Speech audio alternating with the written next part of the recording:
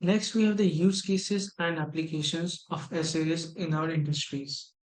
First of all, we have finance industry, which states that utilizing SAS program for risk analysis, fraud detection, and financial forecasting.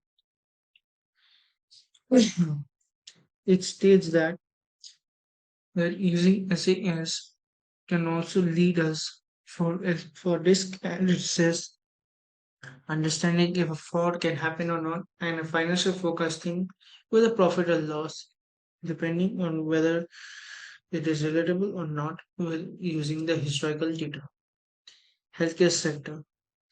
Implementing data science with SAS for patient outcome, prediction, disease trend, and medical resource optimization. It states that next states that retail and marketing leverage SAS programming for customer segmentation, demand forecasting, and market trend analysis. Fourth, telecommunications, network optimization SAS. This analytics optimizes network performance, identifying areas for improvement, and predicting potential issues. Manufacturing, quality control, SAS is used to statistically process control and quality assurance, ensuring manufacturing process meet defined standards.